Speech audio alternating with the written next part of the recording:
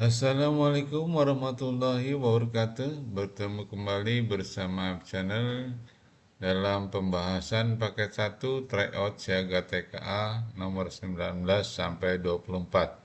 Baik, sebelum kita mulai, kita berdoa dengan membaca basmalah. Bismillahirrahmanirrahim. Baik, selanjutnya bagi yang belum subscribe, silahkan di subscribe terlebih dahulu. Kita langsung saja nomor 19. Dua orang atlet balap sepeda sedang berlomba menempuh jarak 33 km. Atlet A mengendarai sepeda dengan roda berdiameter 70 cm dan ia dapat mengayuh sebanyak 50 kali dalam 1 menit. Sementara itu, atlet B mengendarai sepeda dengan roda berdiameter 60 cm dan ia dapat mengayuh sebanyak 60 kali dalam 1 menit. Satu kayuhan berarti roda sepeda berputar 1 kali. Berilah tanda centang pada kolom iya atau tidak untuk setiap pernyataan berikut. Baik, kita coba bahas ya, jaraknya 33 km, diameternya roda A 70 cm, berputar 1 menit 50 kali, dan B diameter rodanya 60 cm, berputar 60 kali dalam 1 menit. Satu kayuhan sama dengan satu putaran. Roda itu berbentuk lingkaran ya, berarti kita samakan dengan keliling lingkaran sama dengan keliling roda, yaitu VD, karena di sini yang diketahui adalah diameter. Baik, kita cari waktu tempuh yang lebih cepat, yaitu dengan cara mencari keliling rodanya terlebih dahulu. Di sini jaraknya kita 33 km, kita rubah menjadi cm supaya nanti bisa kita temukan. Keliling roda A PD yaitu V 22/7 dikali D, diameternya 70 cm, yaitu 220 cm. Sedangkan jarak tempuh 1 menit adalah 220 cm kali 50, karena 1 menit 50 putaran ya. Jadi 220 cm kali 50 yaitu 11.000 cm. Sehingga kecepatan A adalah 11.000 cm per menit. Sedangkan kendaraan B, keliling roda B, karena V-nya bukan diameternya bukan kelipatan 7, V-nya kita gunakan 3,14. 3,14 dikali 60 yaitu 188,4 cm. Sedangkan jarak yang ditempuh selama 1 menit adalah 188,4 dikali 60 yaitu 11.304 cm, sehingga kecepatannya adalah 11.304 cm per menit. Pertanyaannya, waktu tempuh atlet A lebih cepat daripada atlet B. Nah, di sini dari kecepatan ini kita melihat mana yang lebih cepat. Yang lebih cepat jelas adalah B. Sedangkan dalam pernyataan ini, waktu tempuh atlet A lebih cepat daripada atlet B. Jadi di pernyataan ini dinyatakan A yang lebih cepat. Ternyata kenyataannya yang lebih cepat adalah B. Maka pernyataan tersebut adalah tidak ya.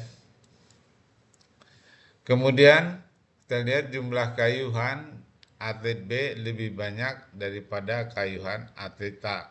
Jelas ya, jelas. Karena dalam 1 menit atlet B 60 kayuhan, sedangkan atlet A 50 kayuhan. Sehingga kayuhannya lebih banyak adalah atlet B.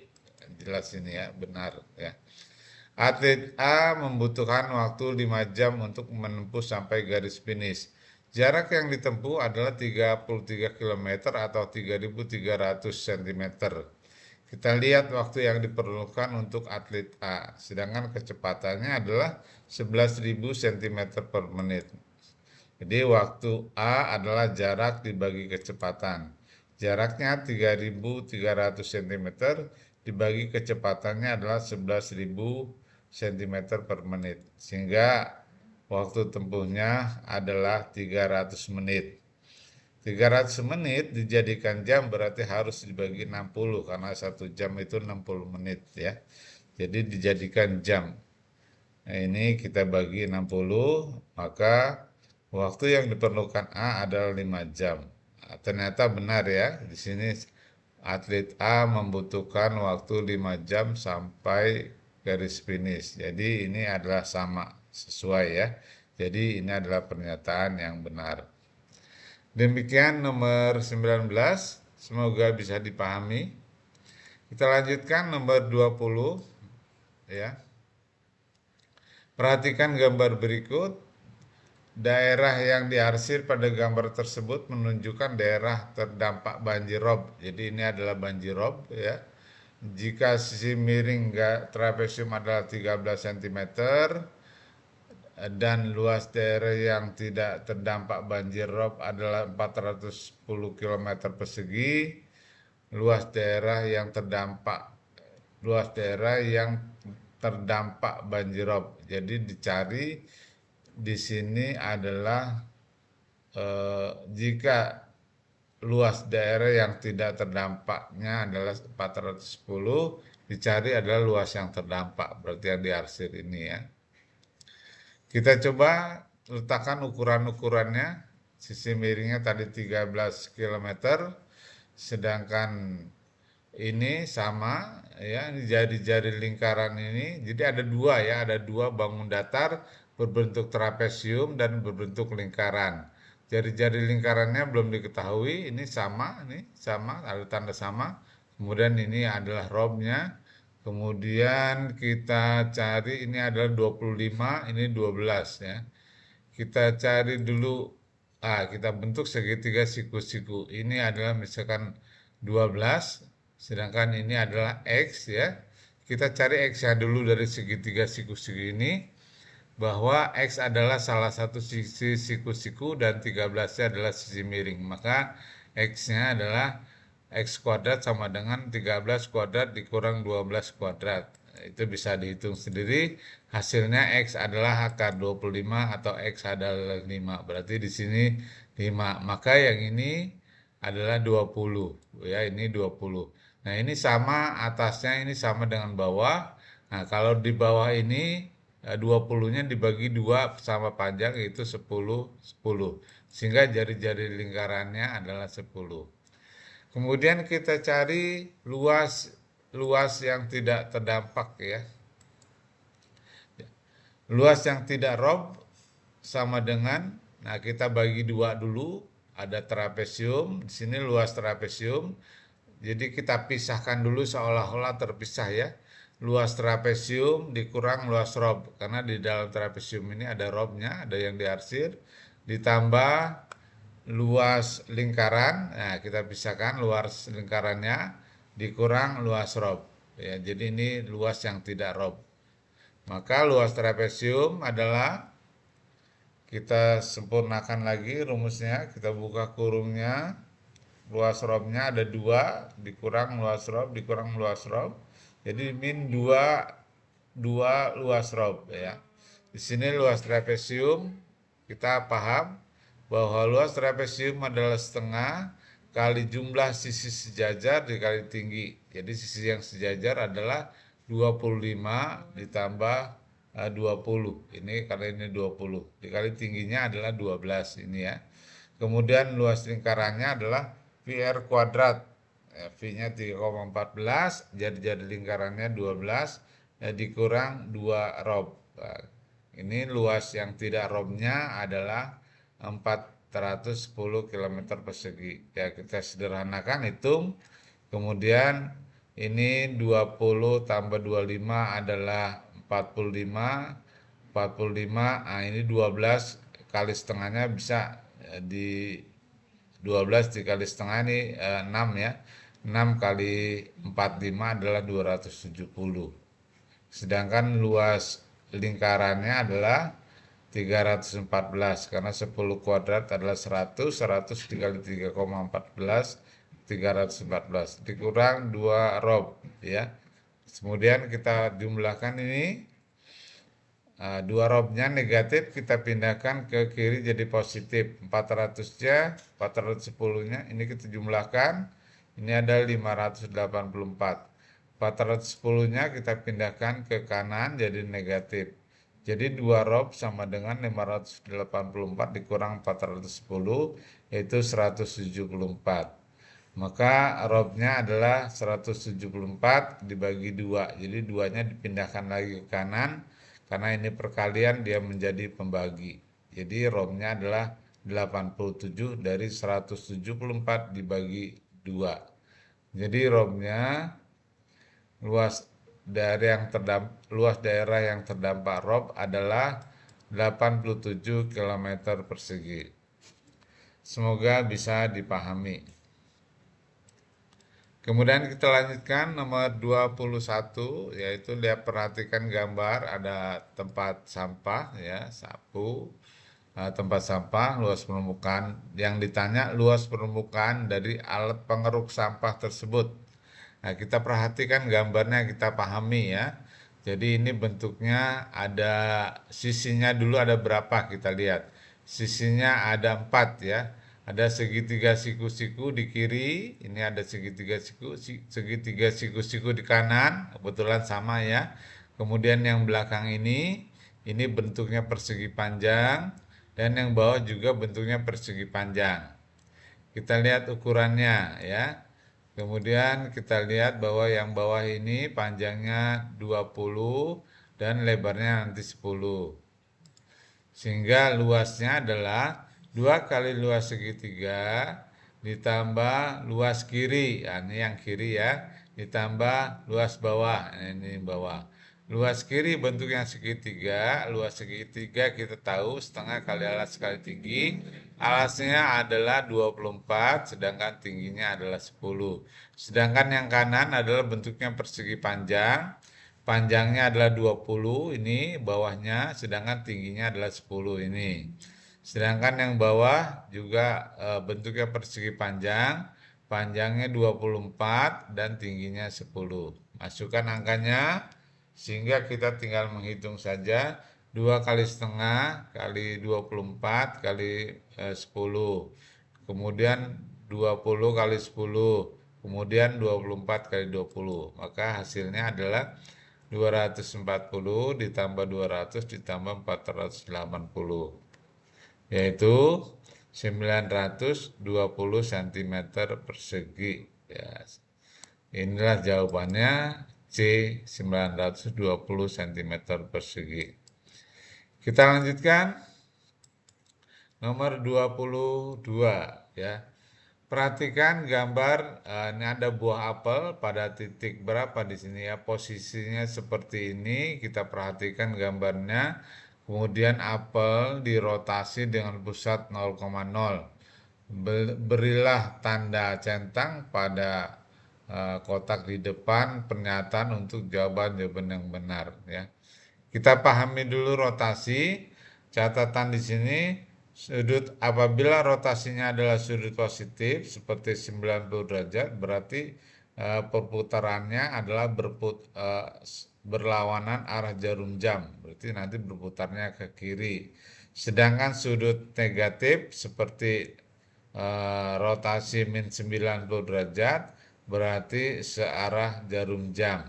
Nah, berarti nanti berputarnya ke kanan. Sekarang kita lihat apakah rotasi 90 derajat itu hasilnya seperti ini. Kita sudah paham di sini rotasi 90 derajat positif berarti berlawanan dengan perputaran arah jarum jam. Kita lihat di sini. Kita perhatikan gambarnya ya. Kita putar berarti berlawanan dengan arah jarum jam ke kiri 90 derajat ya. 90 derajat. Nah, kita putar. Nah, posisinya akan seperti ini. Nah, ternyata hasilnya sama ya. Hasilnya sama. Maka hasil rotasi 90 derajat ini adalah benar ya. Kemudian kita cari lagi, kita kembalikan lagi rotasi min 90 derajat. Rotasi min 90 derajat berarti searah dengan perputaran jarum jam. Berarti kita putar ke kanan. Kita putar min 90 derajat. Nah, posisinya seperti ini. Nah, di sini posisinya ini berarti salah. Ya, berarti salah ini hasilnya.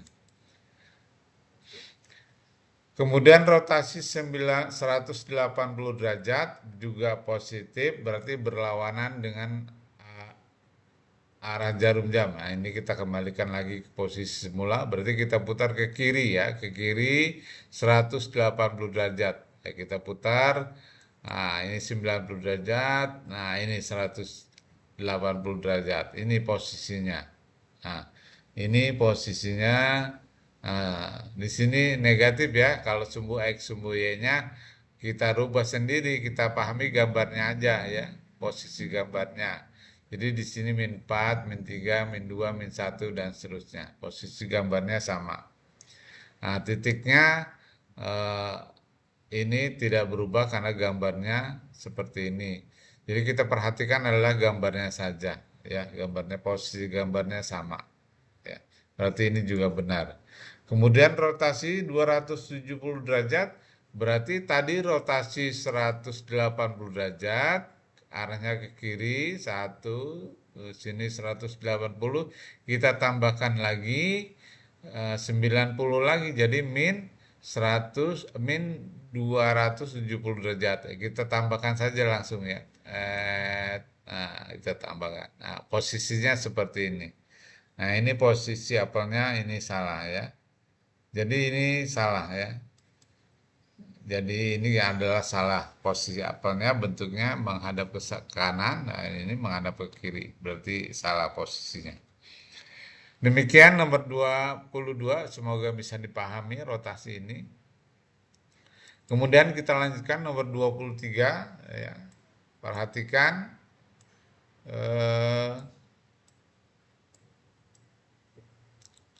cetakan tumpeng berbentuk kerucut dan terbuat dari aluminium.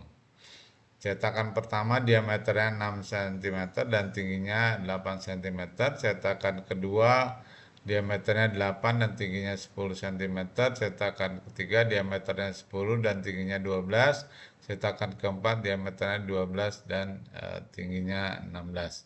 Luas cetakan tumpeng sama dengan luas remote kerucut. Ya, kita ingat kembali, luas remote kerucut adalah VRS. Nah, sedangkan ini adalah garis pelukis, S-nya adalah garis pelukis, itu adalah menggunakan rumus Pythagoras ya. S sama dengan akar dari R kuadrat tambah T kuadrat. Berarti ini adalah diameter, berarti jari-jari karena R adalah jari-jari adalah setengah dari diameter. Kita coba dulu. Ukuran cetakan pertama membutuhkan aluminium 47 cm persegi. Kita lihat dulu luas kerucut pertama. Cetakan pertama jari-jarinya diameternya 6 cm, berarti jari-jarinya 3 ya, setengahnya. Tingginya 8. Maka S-nya adalah akar 73 yaitu 8,54. Maka luas cetakan pertama adalah VRS. V 3,14, R-nya 3, S-nya 8,54. Kita kalikan, hasilnya adalah 80,45 cm persegi. Nah, berarti beda ya, salah. Berarti ini adalah lebih besar dari 47. Nah, di sini membutuhkan aluminium kurang lebih 47. Nah, ini salah ya. Seharusnya lebih besar dari 47. Berarti ini pernyataan yang salah. Pernyataan yang kedua, kita cari luas cetakan yang kedua. Jari-jarinya 4 cm dan tingginya 10. Maka S-nya adalah 10,77. Kemudian luas cetakan yang kedua adalah VRS 3,14 kali 4 kali 10,77 yaitu 135,27. Di sini membutuhkan aluminium kurang dari 135. Sedangkan yang dibutuhkan adalah 135,27. Berarti salah juga ya, karena ini lebih eh, kurang lebih 135. Oh, di sini pernyataannya kurang lebih 135. Berarti ini bisa kita benarkan. Jadi pernyataan yang kedua ini adalah benar. Yang ketiga, kita lihat di sini, kita cari luasnya lagi, ya. Sama caranya, ya garis pelukisnya 13, maka luas cetakan ketiga adalah 204 cm. Di sini membutuhkan kurang lebih 204 cm persegi aluminium, berarti benar juga ya. Berarti kurang lebih 204, berarti benar juga ya. Tadi yang kedua juga benar. Nih maaf ini belum dicantrang ya. Cetakan yang keempat kita lihat, kita hitung lagi. Kurang lebih S-nya kita cari, garis pelukisnya. Kemudian luasnya kita cari. Hasilnya adalah 321. Membutuhkan aluminium kurang lebih 228 pernyataannya ya. Sedangkan yang kita hitung membutuhkan 321,98 cm. Berarti juga ini adalah yang keempat salah. Jadi yang benar adalah pernyataan yang kedua dan pernyataan yang ketiga. Ya, jadi ada dua pernyataan yang benar. Baik, kita lanjutkan nomor 24. Perhatikan gambar gelas, ada 3 gelas, maaf, ada panjang, lebar, dan tinggi. Gelasnya berbentuk balok, jadi ada panjang, lebar, dan tinggi. Masing-masing ukurannya sudah tertera di sini. Jika setiap gelas tersebut diisi penuh air, berilah tanda centang pada kolom benar atau salah pada setiap pernyataan. Gelas pertama berisi air lebih dari 0,3 liter. Nah, ini berubah ya. Dari sentimeter menjadi liter, ini yang harus kita pahami ya. Bahwa volume 1 liter sama dengan 1 desimeter kubik sama dengan 1000 cm kubik. Berarti ini volumenya kita cari dalam satuan cm. Volume gelas yang pertama adalah panjang kali lebar kali tinggi ya, 288 cm kubik. Karena dijadikan desimeter kubik, berarti dia harus dibagi 1000 ya. Jadi 288 dibagi 1000 adalah 0,288 desimeter kubik. Berarti jadikan liter ini sudah sama dengan liter ya. Jadi 0,288 liter. Berisi air lebih dari 0,3. Wah, di sini 0,3. Pernyataannya lebih dari 0,3. Ternyata kenyataannya adalah 0,288 liter. Ini adalah kurang dari 0,3 ya. Ini kurang dari atau lebih kecil dari 0,3. Berarti pernyataan yang pertama adalah salah. Pernyataan yang kedua kita cari lagi volumenya ya. Volume gelas yang kedua panjang kali lebar kali tinggi, yaitu hasilnya 540 cm kubik. Nah, kita bagi lagi dengan 1000, kita jadikan desimeter kubik. Nah, ini adalah 0,54 desimeter kubik ya. Berisi air lebih dari 0,5 ya. 0,54 ini jelas lebih dari 0,5 ya. Jadi 0,54 liter ini lebih dari 0,5. Berarti ini adalah pernyataan yang benar. Kemudian gelas yang ketiga ini kita hitung lagi volumenya. Sama seperti yang tadi 720 cm kubik. Kemudian kita jadikan desimeter, ini adalah 0,72 desimeter kubik. Ini adalah sama dengan liter. Kalau sudah desimeter kubik sama dengan liter. Maka berisi air lebih dari 1 liter.